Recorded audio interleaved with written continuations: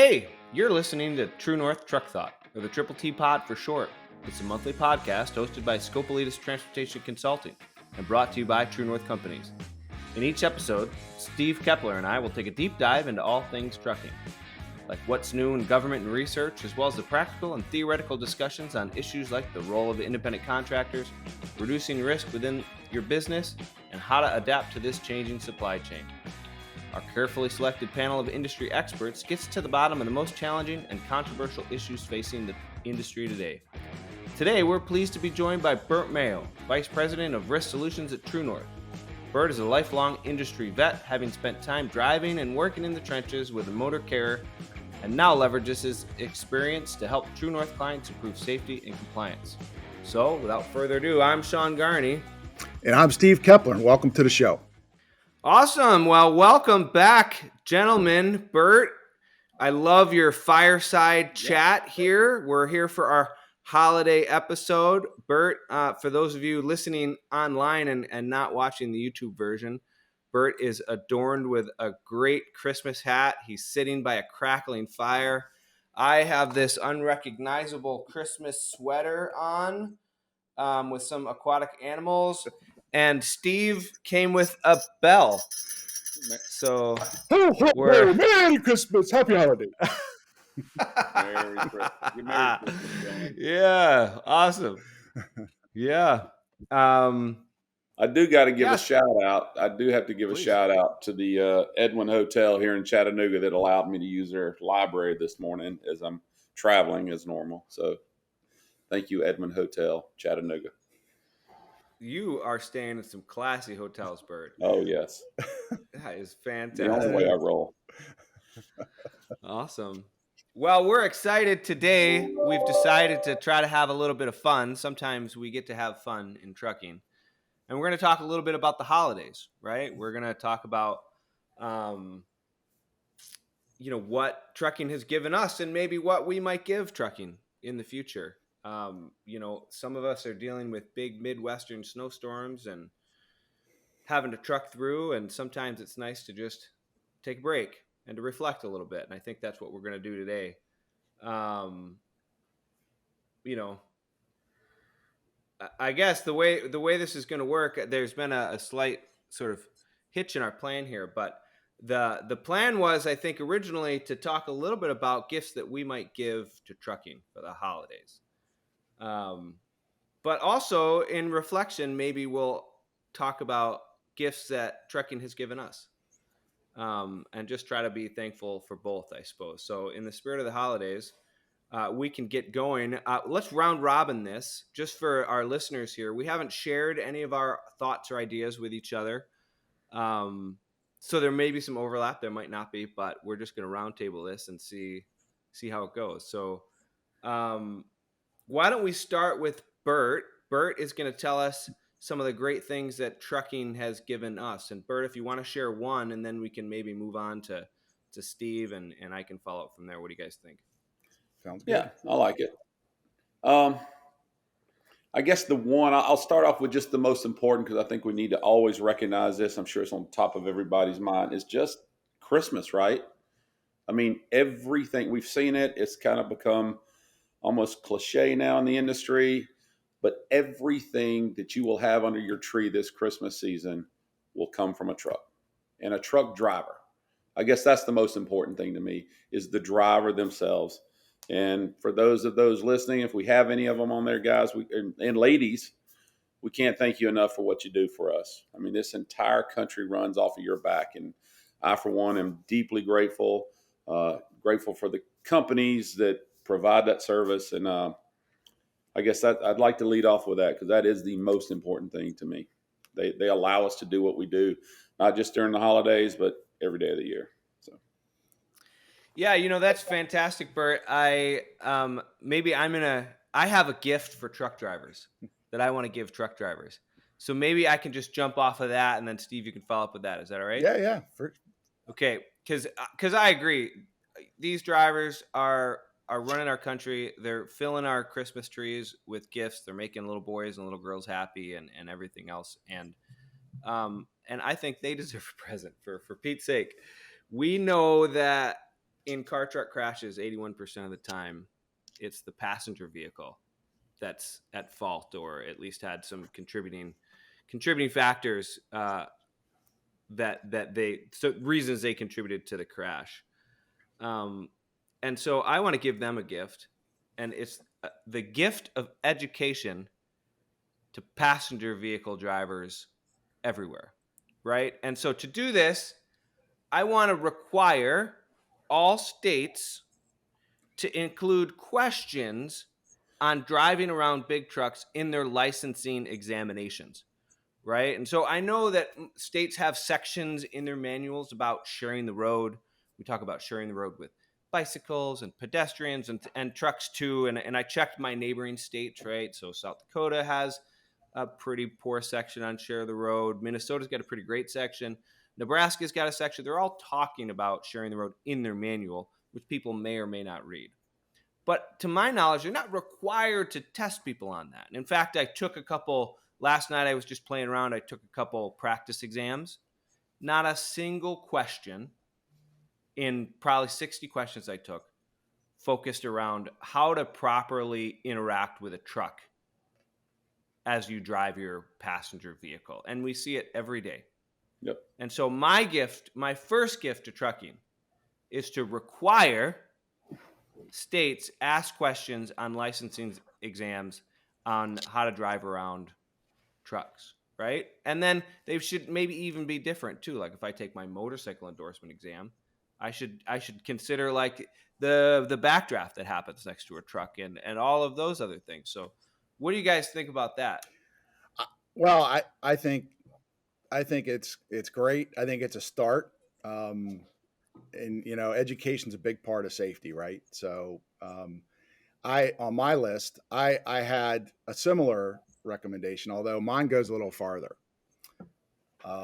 So I would like to see all states ban the use of handheld cell phones and texting for all drivers, and I'd like to have the IT tech companies, the network providers, not allow the use of handheld devices while someone's driving a vehicle, of all vehicles. Distraction is a huge problem. 3,142 deaths in 2020 due to distraction. 277 of them were truck drivers. The rest were car drivers. And this is, to your point, Sean, a large portion of the crash problem is due to distraction, and it's the four-wheelers. FMCSA did some research not too long ago that said that in 80% of all large truck crashes, and many of them are multi-vehicle crashes, 80%, the driver of either vehicle was inattentive in 3 seconds ahead of the crash. Right? So we've got distraction is a huge problem. And it's not just devices, right? It's not just devices in the car. It's other things. VTTI just did some research on this, great research on this subject. They looked at the top 10 risky driving behaviors. And I'll run down the list. Reaching for an object was number 1. Reading, adjusting and monitoring devices integral to the vehicle. Wait, reading? Like yeah, I'm reading a book and driving? Yes, believe it or not. Maybe I'm just not a very good multitasker at the end of the day. I haven't even considered that. So it's crazy the stuff that people and Sean, we do a lot, and Bert, you guys too. You deal with fleets as part all day, every day, and drivers. And what do they tell you? They see out on the road. They see everyone playing with their damn phones. Yep. And I believe education and testing is critical, absolutely. But I think we need to go farther. That's my personal view. Steve, to that point, that the statistic you shared, I mean, just off the cuff, that has got to be a fraction of what's actually causing those crashes. I mean, that seems very low. I mean, listen, that people are dying. It's sad, but I would guess it'd be much higher than that, just because of I travel all the time, and last night I drove from Atlanta to Chattanooga, and if anybody's ever made that trip up 75, it's nothing but truck traffic. Yeah, and I love my truck drivers, but guys, you're on the phone. I mean, at nighttime you see it; it's very clear. You see it. Just get off the phone. And part of the show, and Bert, you're absolutely right. Part of the problem is, and I was just last week I sit on the ATA's Law Enforcement Advisory Board, and we were talking to the CVSA Board of Directors on driving behaviors and things like that. And we had a conversation about this, right? And in talking to the enforcement officers around the room, we were asking, okay, what's some of the challenges you're seeing with distracted driving? And they said, look, it's tough for us to identify, right? And it's going underreported in crashes because it's based on driver interviews, and the driver's not going to admit they were on their cell phone, right? So part of it is that, right? And so, and if you, I mean, AAA just put out their traffic safety culture index report, and this was all in it, right? So it's a pervasive problem. And I think education's part of it. I think, laws, I think enforcement's part of it. I think it's a multi-factor problem. Let me ask you a question about this. Because you talked about that technology angle, which I thought was interesting. Now my vehicle, I have a new 2021 Jeep Grand Cherokee, and it's got a infotainment center. And every time I sit in that vehicle, it automatically detects my phone. I don't have to plug it in or nothing. And all of my phone stuff is right there, right? So my Spotify, shout out Spotify, love you. Please send me a Christmas gift or sponsor me. And my phone stuff and my text messages and all of that, it's right there. And the text messages speak to me, and I can speak back to it. Yes, respond to that. Sometimes there's interaction, of course, that you have to do or that you choose to do, I would say. What do you think about the distraction element there? Because all that stuff's just going to get more advanced. There's going to be more there to do. Well, you're absolutely right. In this VTTI study that just came out that I talked about, that exact issue, that was number 3 on the list. Adjusting monitoring devices integral to the vehicle. That was more risky than being on your phone.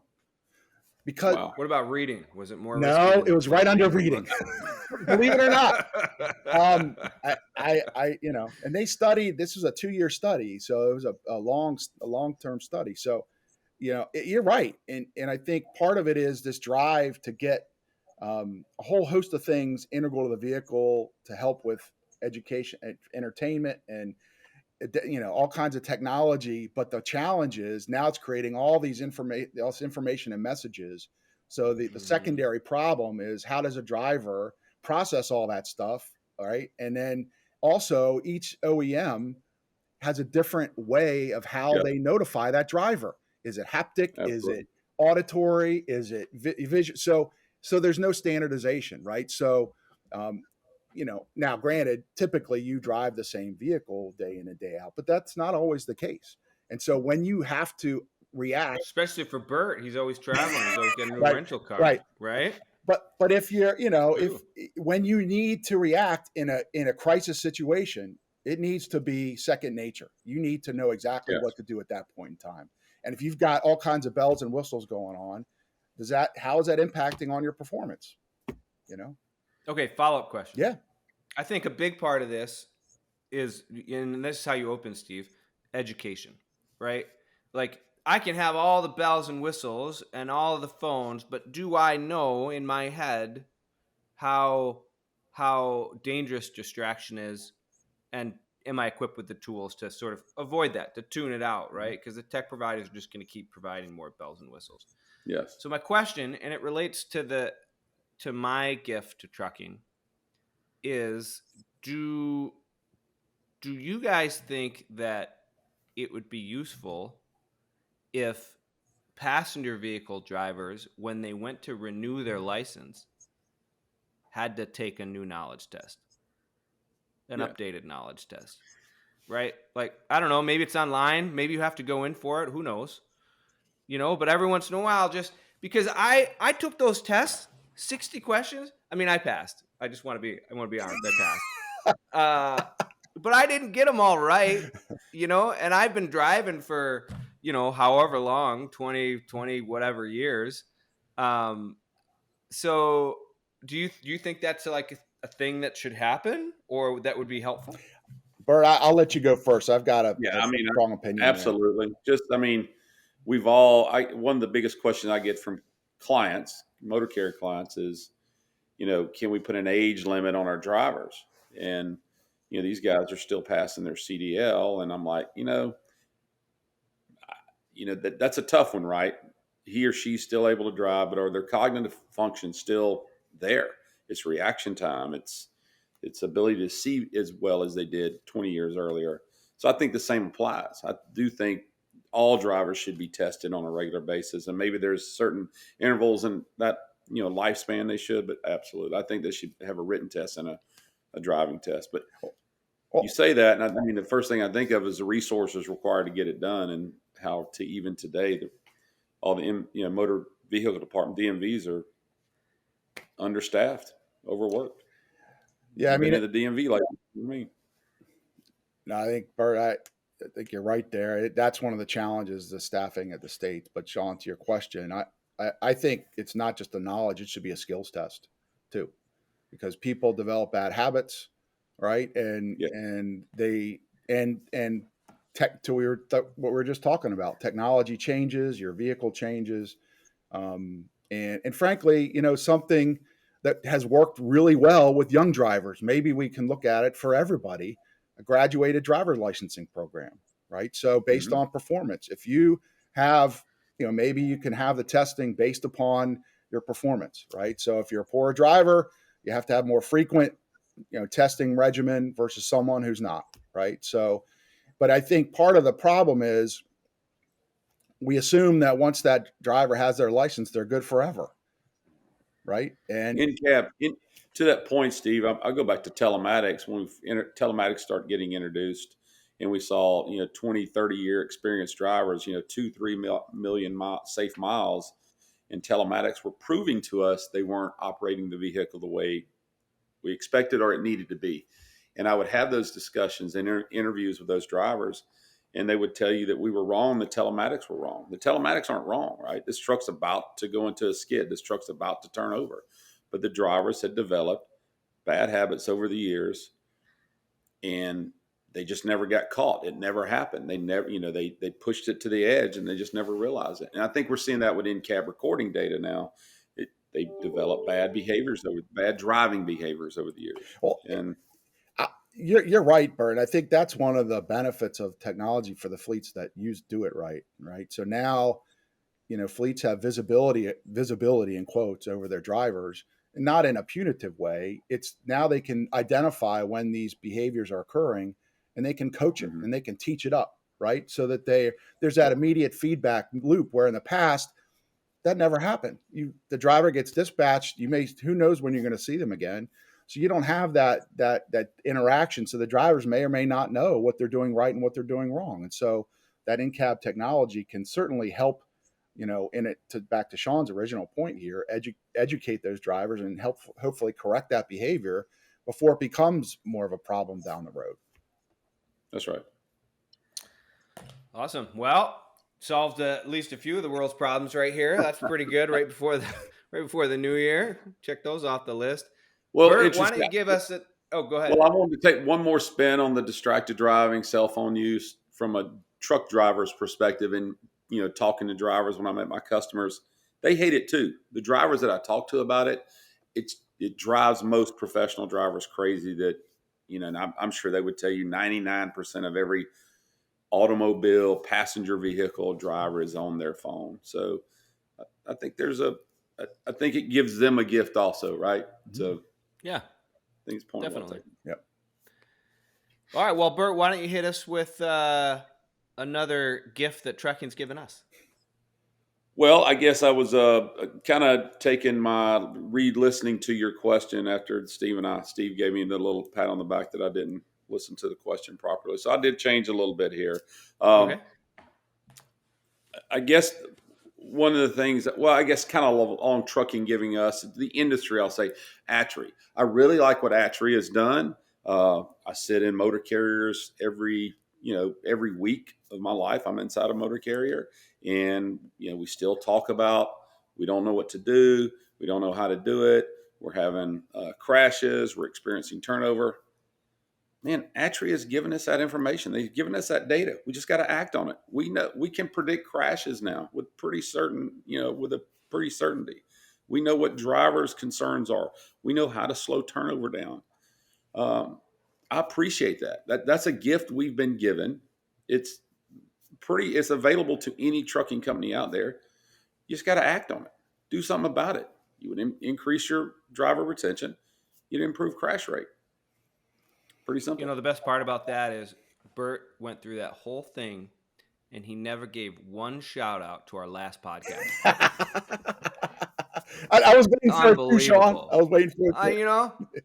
So for anybody, maybe even for Bert, who doesn't know, we just had Dan Murray on the podcast, our last one, talking about their last crash risk study, which was a really fun podcast to do. And to your point, Bert, I mean, we use this data constantly as we communicate with motor carriers, just like you do, because they create relevant research. There's lots of researchers in ivory towers who are begging for relevance while they, research the latest bell or whistle.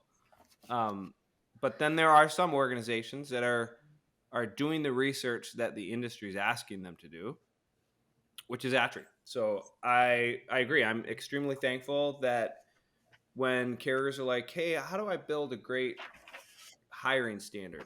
You can say, oh, well, let's look at what the research says about, what contributes to crashes and the types of behaviors you want to look at. We don't have to guess. That's right. To your point. Right? Yeah. Yeah, I mean, Bert, we know what drivers are thinking. Steve, before, just real quick. So I'm in Chattanooga, so it reminds me of kind of two mentors in my life. Russ Moore and Wally White used to be at U.S. Express, and this is 20-something years ago. But we would run analysis every year on crashes. And about 80% of all crashes, large fleet, right? About 80% of all crashes happened with drivers that had been there less than a year, regardless of their tenure in the industry, regardless of all the other factors. It was they had been in that motor carrier less than a year. But that was very clear data to them to act on. If you'd been there less than a year, they focused on you. That's clear information. And I think Atria, thank you, Rebecca, thank you, Dan, give us very clear information to act. I think that's important. Yeah, I mean, I can't echo you guys more. Certainly, we, as Sean mentioned, we use their research in a lot of work that we do. And I think to your point, Bert, a lot of folks are busy running the business and don't necessarily take the time to look at all this stuff. But it's relevant research. It's timely. It clearly can help motor carriers if they spend a little time reviewing that information. So I can't echo you more. I was directly involved with them. I was on the research advisory committee for 7 years, and it was just the wealth of knowledge and relevance they bring to our industry is fantastic. So for those of you that are listening that haven't had a chance to review any of their work, I strongly encourage you to do so, because it will help you for sure. It's all free too. Yep. So yep. All right, Steve. All right. Let's get given gifts here. All right. Ho ho ho. So drop down the chimney for us. All right. Number 2 on my list, it's kind of the flip side of the conversation we just had with distraction, is to deploy a national employer notification service system.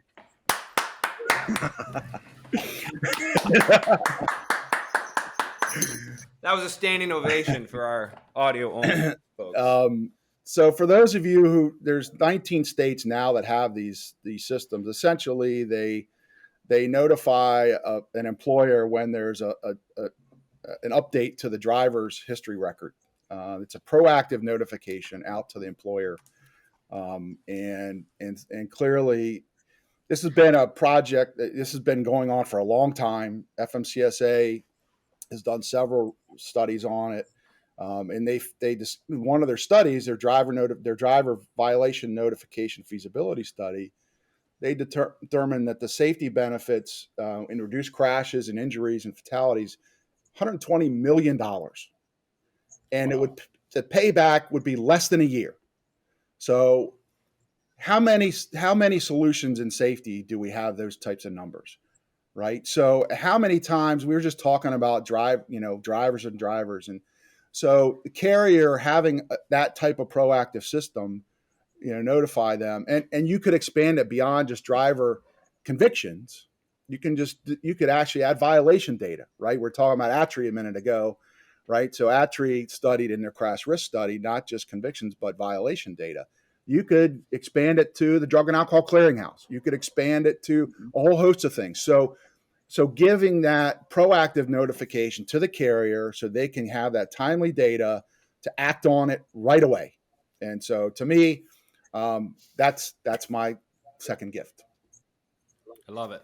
I love it. I've been pushing for. I- I've I've- written so many papers on this. I've been pushing for this for a better part of a decade, probably, maybe longer. So I think that's great. Let's do it. Yeah. Check it off the list. I would probably move that to your number one position, Steve, but that's a great gift. Thank you for that. And I know the motor carriers are applauding you too. That's what I know. Yeah. That's a struggle. Well, and a little nugget here. Steve talked about the Drug and Alcohol Clearinghouse and notifications. Sometime next year, FMCSA is going to give the trucking industry a gift. In case you aren't aware, all of the drivers that you've run your clearinghouse query on in the last year, if new data is added within a year, you're going to get a notification from FMCSA that says, hey, new data on this driver. In case you didn't know, go to the clearinghouse, check it out. So it's not ready yet, but it's coming. Yep. So FMCSA is giving us a gift too. There we go. That's awesome. All right. Well, so let's stay with data a little bit, Steve, for my second gift. And it is just to know. I just want to know on CSA. At this point, like, I'm so tired. I don't even care what you decide. I just want to know. Like since 2020, when they called it, what they call it, comprehensive safety analysis, we've been spinning, right? So research on both sides, and the industry and FMCSA, they're at a standstill. And then finally, Congress says, enough, children, enough. Like, I'm going to make a third party study it. And the National Academies of Science comes up with this recommendation that they move to this item response theory, which is sort of a self-calibrating model that in theory works, but is pretty confusing. It's supposed to get at safety posture. That seems very scary, but just not knowing what you're going to do is more scary. Like, think about the administrators that have been around since this report was released and that have been in charge of this recommendation, have been in charge of this report to Congress and this decision on what to do on CSA. I think I've got this right. Martinez, Mullen, Deck, Josie, and now our latest administrator, Hutchison. Hutchinson. Yep. And we've predicted a number of times that a decision was imminent. In fact, I think people at the agency know what they want to do. They won't tell us that, but we just can't get a decision out the door. And Sean, we did a whole speaking circuit 2 or 3 years ago on IRT. I mean, it's crazy, man. Yeah. So what? Tell me about the speaking circuit. What did you decide? Are you pro? Well, I mean, no. I mean, I just spent some time with Steve Bryant, and we went around to ATAs, TCAs, and it's coming. Here it is. Tried to explain it the best we could, and here we are 3 years later, whatever it is, and it's just nothing. I can't agree with you more. I think that's something that the industry's been struggling with for years, and so let's just make a decision and move on, because it's. You know what's sad about that? I'm going back to motor carriers' perspective or standpoint on anything, right? Anything that's introduced, anything that we talked about it a few podcasts ago, the unique identification, electronic identification. Motor carriers today just go, yeah, sure. I mean, they're tired of hearing. They know it may or may not happen, whatever's proposed. They know there's a waiting period, and then they also know that it's going to change at the last, or it could change at the very last minute. And that, I think from a business, if you're managing a business, how frustrating that's got to be. All these changes come down the pike, and I don't know, y'all probably study it way more than I do. What's the percentage that the proposal actually makes it to fruition, becomes realized? Boy, I mean, I think that the average is probably pretty darn high eventually, but there's lots of ways that rules can get parked for long periods of time. Some like what's the one Congress required FMCSA to develop a knowledge test for all incoming motor carriers 2 decades ago. Yeah. Yeah. That one's still on the books. Mhm. It's something that still hits the significant rulemaking reports, but nothing's been happened. But yeah, you're right. It's hard to keep your eye on that and to plan for it Well, because you don't know what to expect. Well, and a lot of times there's a divergence, right? And I know Sean and I see this, but Bert, you too. There's a divergence within a carrier. Their CSA is and their points are tracking in one direction, but yet their crashes are tracking in another direction, right? So, Yes.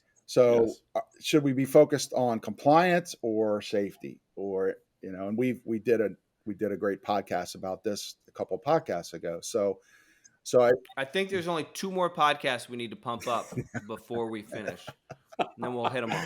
So this is going really well. But yeah, I can't agree with you more, Sean. I think it's time to make a decision. I think a lot of times there's a reluctance in the industry to do things because of the unknowns. So folks, it's time to move out on a decision. If you're gonna pick IRT, just pick it. That's fine. We'll figure it out. We're smart. Well, and that's I guess, I don't want to resurrect this dead horse and beat him down again, but yes, because I've got, to your point, Steve, you just made, I've got clients that have very high, say, vehicle maintenance, driver fit. You pick it could be hours of service, it could be unsafe, it could be kind of some of the critical, but their crash score is 9 or 6. I mean, it just doesn't make sense, and from an insurance perspective, the underwriters look at every score because they don't completely understand them. Sorry, underwriters. So, but they'll ask questions or get their safety loss control people involved. But an elevated score is costing you. There's an economic impact on your premium, at least insurance premium, if you have an elevated score. But it's not proving what it was supposed to prove. They'll have a crash score of a 6. Well, yeah, and insurers are looking at it, brokers are looking at it, customers are looking at it, right? So that score is being, it impacts on business, but yet it may not correlate to safety in some respect. In any way, that's right. All right, okay. This is getting too depressing. Let's It is move back Christmas. to Bert, who's going to tell us a gift that trucking has given us. Well, no, I can't. I've back to where you are. The gift okay. I want to continue to give trucking. I use the word continue, us as a group, and it's kind of what we just mentioned. Sean, you said it earlier about Attree, but I want to be relevant in our podcast and our information we present. That's what I want to do. I want trucking industry, y'all out there. If there's a topic you want to hear, if we're not being relevant to your day-to-day business, let us know, because that's our goal, is to help you run your business and be safer. That's really it. It's pretty simple. Give us a shout. Send us an email, tag us. I don't know how all that works, but we just want to be relevant to the industry and help motor carriers run their business. That's it. Yeah, that's great. Please, we're always looking for relevant content, and we think we're we have our finger on the pulse, but we don't know unless we hear. And I think carriers, humans are looking for new ways to consume information. Their lives are very busy, and so on the go opportunities like podcasts are great. And so hopefully they can leverage this information, but hopefully we remain inspired to bring content that matters. So I think we've done a good job with that. I don't think that necessarily we've been just talking at people. I think hopefully we're talking with people and helping in that way. So that's fantastic. Steve, what do you got? Well, I was struggling with this one because I've got two that are really close because Ooh, me I too. top. I got Yeah. 4 on my list.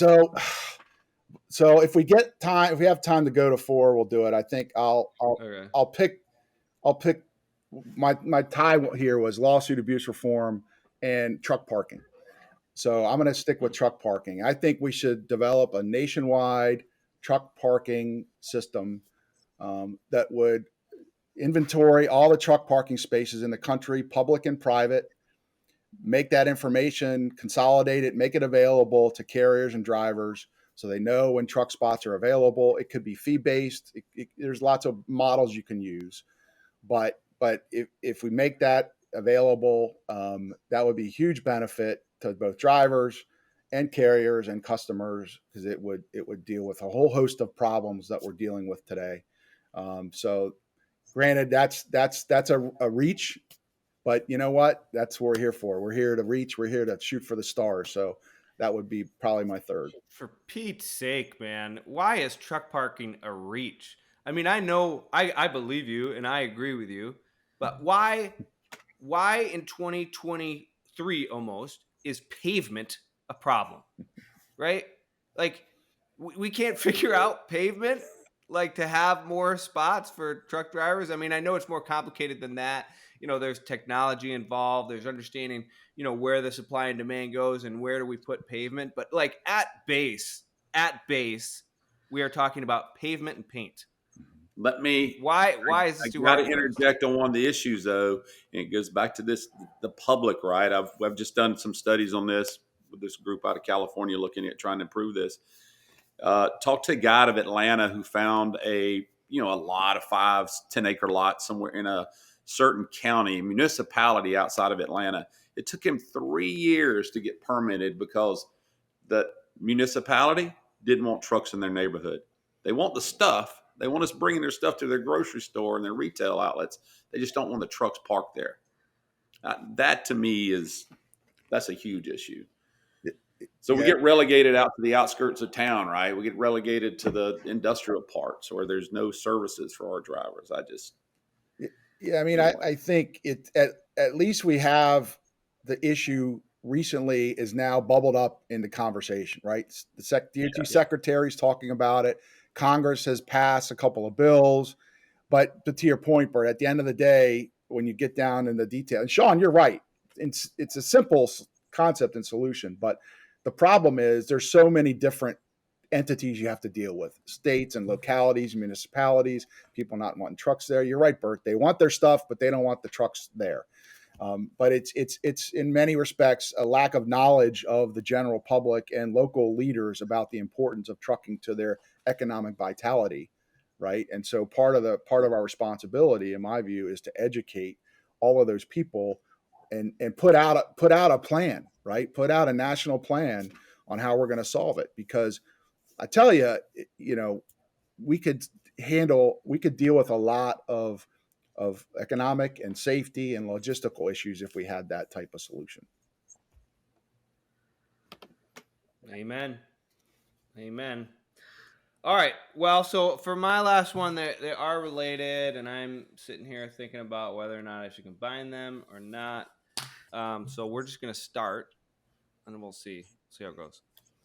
All right. So my last Christmas present, second to last, we'll see how it goes.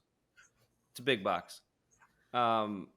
Is I want guaranteed detention time paid to all parties. Okay. I like that. The Inspector General estimates that 15 minutes increase in dwell time results in an increased crash risk of 6.2%. Wow. Right? And that drivers are losing $1.3 to $1.5 billion in earnings every year due to being detained. Carriers lose 300 to 360 billion, right, in detention time. And paying for detention time would take some pressure off of drivers. I really think it would.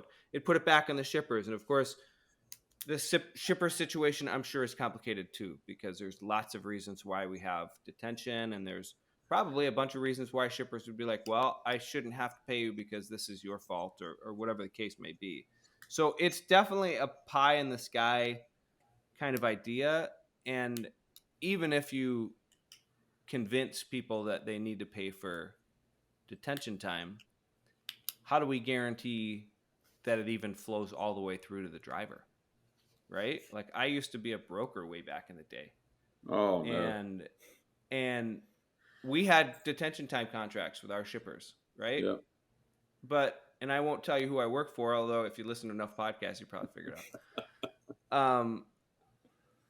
And so we'd get detention time after 2 hours, whatever the case may be, and we'd pay it to the carrier if they asked, Mm-hmm. right? But if they didn't, that's our money. And certainly if it was an owner operator or driver, they'd get that cash. But if it was carrier, we don't know what happened to it. And also sometimes there was a middle. You're a broker, right? So sometimes there's a little delta between what you get paid and what your agreement with the carrier is. So getting all of that, just paying the detention time isn't enough. That's right. Right? Like all of the parties need to be kind of in on it. And the pay needs to be substantial as well. Like if you think about, all right, I'm paying a driver 65 cents an hour. That's based on Atri data. Shout out.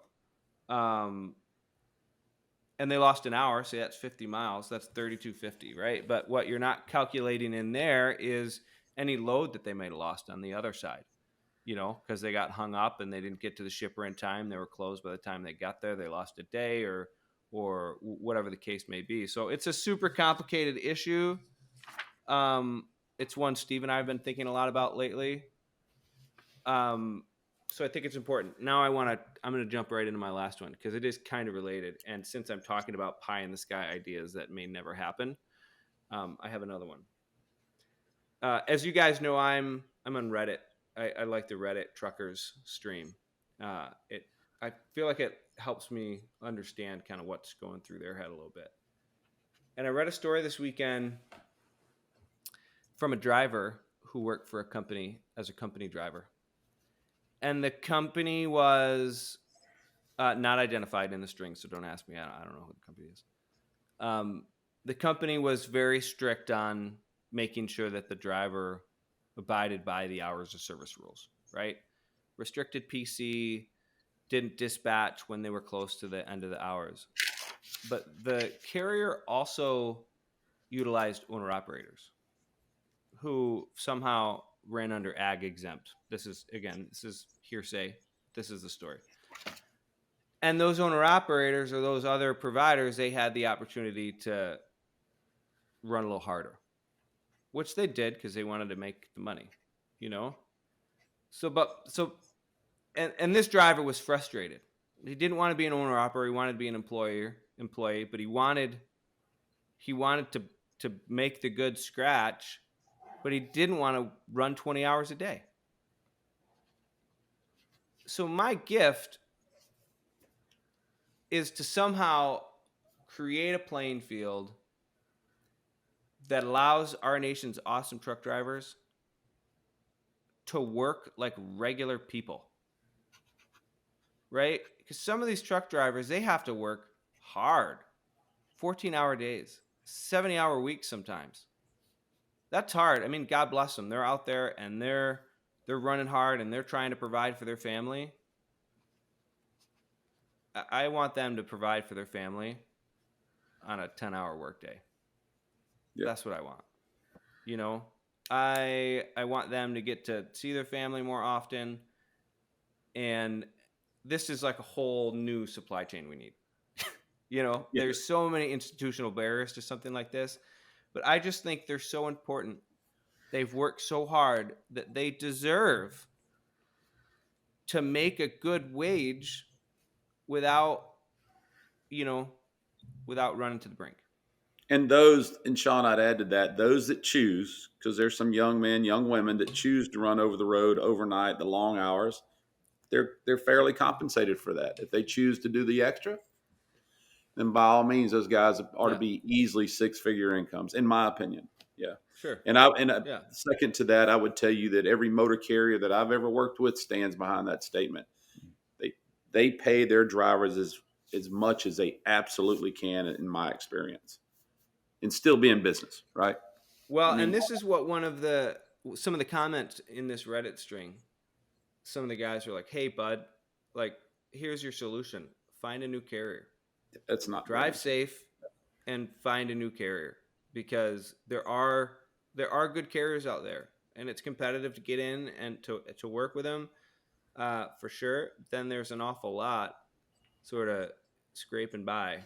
So Yep. so to your point, yeah, some of the supportive truck drivers were like, "Hey, like your best solution right now is to put yourself out on the market, and find a carrier that's going to let you do what you want to do Well, and be compensated fairly." and Sean, I think that's kind of where I think that's a great solution, a great gift. And I think the point I was going to make is you're right. There are fleets out there that do that. They take care of their drivers. They don't treat them like a commodity, right? And then there's all kinds of value. They pay them as well, to Bert's point, as well as they can. And all that, there's lots of side benefits that accrue from that. Those carriers, I would bet you, have a very higher, but they have a higher retention rate, right? They're newer drivers. Back to one of the points you made earlier, Bert.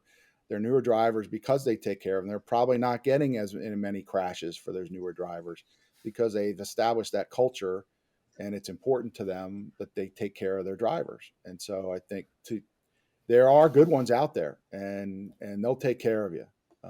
And the ones that aren't, I'm a big believer in, you do the right thing. Eventually, you're going to get your gift. But if you do the wrong thing, you're eventually going to get the coal, right? And right. So it will happen. It's just a matter of time. If you're not, Yeah. it's all about, our business is all about people. You got to take care of your people. Amen. Well, Steve, we are running a little close on time, but I shared my fourth, so I got to provide an opportunity for you. If you have one more gift to give, it is the season. Yeah. So Giving. my fourth would be lawsuit abuse reform. It's a huge problem in our industry. We hear about, and it seems like a broken record. We're seeing, news reports all the time on it. And we're making some inroads, whatever you want to call it, in some cases, but it's still a major problem. And we need some, and I know there's a lot of folks working on it, but it's creating all kinds of economic problems in the market. And it's created problems for insurers and for carriers. And so we really need to redouble our efforts in that space, because things are happening that shouldn't be. And whether it's settlements, whether it's jury awards, these things shouldn't be happening. And as an industry, I think, again, there's a lot of kind of motivation and kind of people coming together, but we got to keep our foot on the pedal on that one.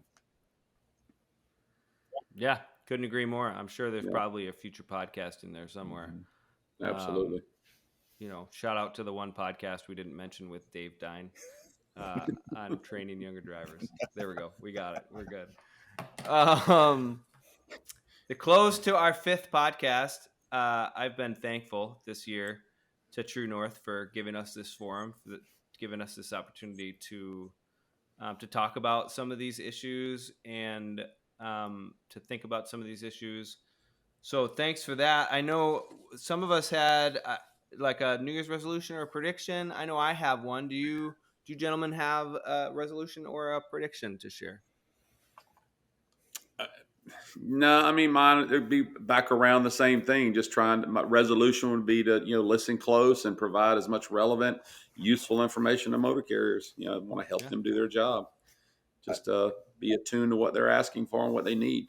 It's a challenging industry. And we all know that. So, yeah, I do have a prediction, but I'll let you go first.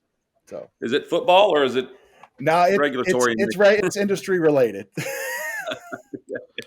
All right, great. Well, then how about I'll do my resolution, and then you can give your prediction, and then you can just roll us out. Sounds good. And next year this time we'll come back and we'll see if you were right. Sounds good. Great. So before then, again, thank you. Thanks to Bert for your expertise and your friendship. Thanks to the people at True North for giving us this opportunity. we're on track for once a month. We'll have 12 out next year. Anybody listening, please let us know if you have things you want to talk about. So for my New Year's resolution, I personally am going to work a lot harder to consider the needs and viewpoints of the driver more frequently and more earnestly. I have spent a career thinking about motor carriers, how motor carriers react, how their business works, like how they can make that better. But I recently came across a client who is an inspiration to me. She's just a wonderful human, and she has a warm heart. She's a bit of a driver whisperer, right? She just knows kind of what they're feeling, what their intent is, and she's an awesome driver advocate. And sometimes that gets us into some trouble, right? Because we have to make hard decisions all the time as carriers on which drivers, but I need to give these drivers the benefit of the doubt. You know, they're not all good eggs, for sure. Just like we're not all good eggs. I mean, of the three of us, we're sitting here with Bert. So I don't know which one of us is the bad egg, but we need to listen to them all. They all have a viewpoint and a reason they're making the decisions that they're making, and they are the ones who are safe or unsafe. You know, we can help provide them the tools they need to succeed. But to do that, we've got to listen to what they're saying. So That's right. So I want to work a lot harder on that next year to just really think through, to listen, to talk to. I think that'll make me a better person. So that's my New Year's resolution. I love that. Thank you, Steve. Before you close us, I want to thank both of y'all for the year, and appreciate y'all driving this and prompting us and nudging us and forcing us, because I know schedules get busy and scheduling it around 3 people that travel and stuff. So thank y'all both. And again, I'd be remiss without thanking all the drivers out there, and then thanking the dispatchers. I mean, Yeah, that is such a tough job. So dispatchers, operations folks, thank you for everything you do. Hope y'all have a Merry Christmas and Happy Holiday. Yeah. Well, thanks. I'll echo Sean's comments about giving thanks to TrueNorth for this platform. I think it's between the guests we've had, I think we've been able to offer some very helpful tips to the industry we all love. And I want to thank everyone that's listening in all the industry. I'm very fortunate to be able to work in this industry. It's an industry I love, dedicated my whole career to. And there's a lot of people that are making differences in everybody's life every day that we work with day in and day out. And so being a part of helping to help others, I think that's why, if you talk to a lot of people in the industry, that's their mantra, right? They're in this because they are serving, the common good, in many cases to their detriment. And God bless them for that.